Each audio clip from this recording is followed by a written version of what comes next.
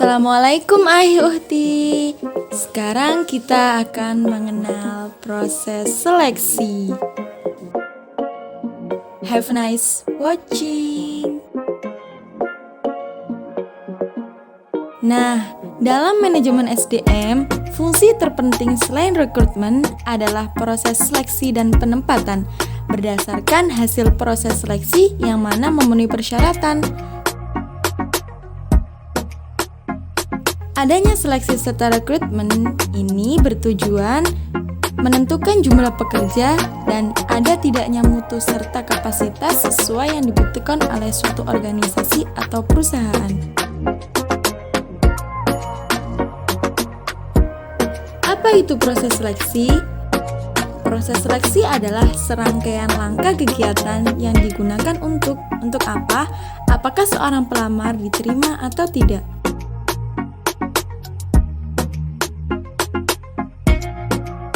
Biasanya, perusahaan untuk menentukan calon karyawan baru yang cocok dengan kebutuhan perusahaan sesuai dengan keahlian bidang dengan menggunakan proses seleksi ini.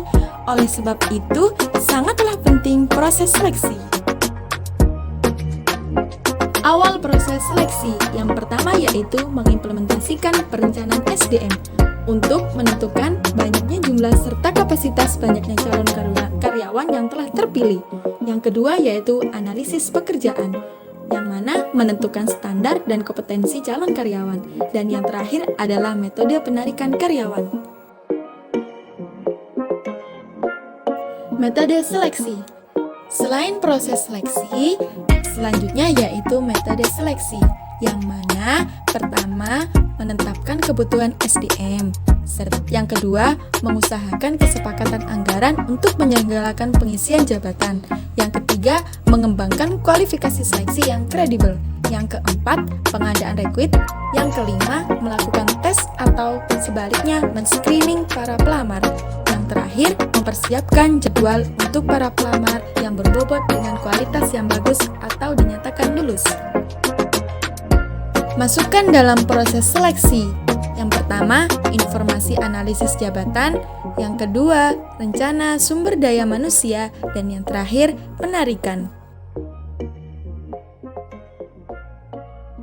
Masukkan dalam seleksi, yakni terdapat proses seleksi. Di dalam proses seleksi, terdapat orientasi, training, development, career plan, evaluasi presentasi, kompensasi, perjanjian, kolektif, pengawasan, serta personalia.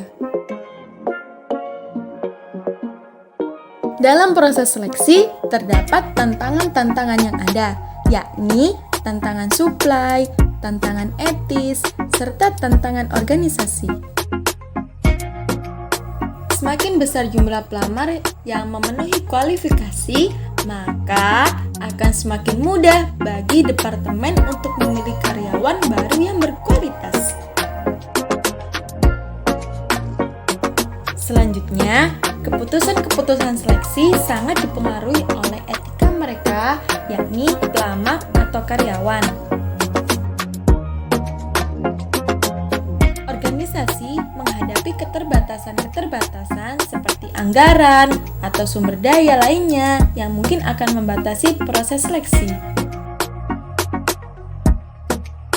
Berbagai peralatan tes. Yang pertama, tes psikologi, yang mana di dalamnya terdapat tes kecerdasan, tes kepribadian, tes bakat, tes minat, serta tes prestasi.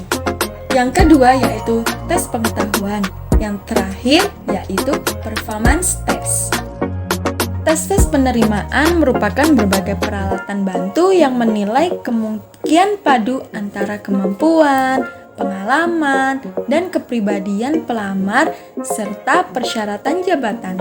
Di samping itu, perusahaan juga harus memeriksa laporan-laporan sekolah, keterangan pengalaman kerja, dan kegiatan-kegiatan di luar kurikulum formal. Karena prestasi masa lalu masih merupakan petunjuk paling baik bagi prestasi di waktu yang akan datang. Agar tes dapat meloloskan para pelamar yang tepat, maka ia harus valid. Validasi berarti mengerti bahwa skor-skor tes mempunyai hubungan yang berarti signifikan dengan prestasi kerja atau dengan kriteria-kriteria relevan lainnya. Semakin kuat hubungan antara hasil-hasil tes dan prestasi, semakin efektif tes sebagai suatu peralatan seleksi. Fungsi utama seleksi adalah untuk mengetahui bahwa mereka yang masuk organisasi memiliki motivasi yang tinggi dan kapabilitas untuk memenuhi kebutuhan perusahaan di masa sekarang dan mendatang. Prosedur dalam rekrutmen dan seleksi. Yang pertama, permintaan pengguna, pemasangan iklan, seleksi administrasi, tes, wawancara, pengecekan kesehatan, pengecekan referensi, penawaran, dan yang terakhir yakni menjadi karyawan. Proses dan tahapan seleksi ada dua, yaitu yang pertama metode ilmiah dan metode non-ilmiah. Nah, di dalam metode ilmiah terdapat menyeleksi surat permohonan lamaran, mengisi form lamaran, memeriksa rekomendasi, melakukan tes wawancara terlebih dahulu, melakukan tes uji psikologi, meminta persetujuan pemimpin, memberikan keputusan atau tidak.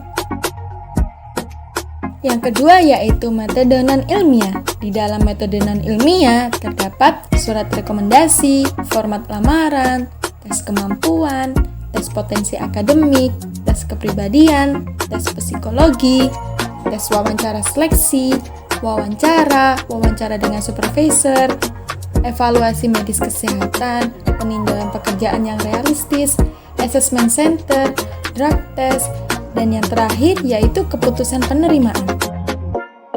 Penunjang proses seleksi. Yang pertama yaitu ketetapan dan kesesuaian mempunyai kemampuan dalam melakukan seleksi tenaga kerja baru. Yang kedua, keyakinan SDM sudah menyelesaikan tanggung jawab dalam proses seleksi tenaga kerja tepat waktu. Dan yang terakhir, keadilan bahwa calon tenaga kerja merasa nyaman dan aman. Faktor penting dalam seleksi yang pertama yaitu melakukan riset untuk mendapatkan informasi. Yang kedua, mendapatkan hak penuh atas aplikasi atau permohonan terhadap calon pekerja. Yang ketiga, informasi diberikan oleh para calon pekerja akan diarsipkan selama proses seleksi. Dan yang keempat, berhak menolak dan tidak menerima surat permohonan lamaran yang tidak benar. Melihat dari segala aspek yang ada sebelumnya telah dijelaskan, maka dari itu pentingnya proses seleksi dalam perusahaan atau organisasi agar kita mengetahui bagaimana seseorang yang akan kita terima untuk bekerja sama. Untuk menjalankan sebuah perusahaan agar lebih berkembang dan lebih baik lagi. Thanks for watching, semoga bermanfaat. Terima kasih.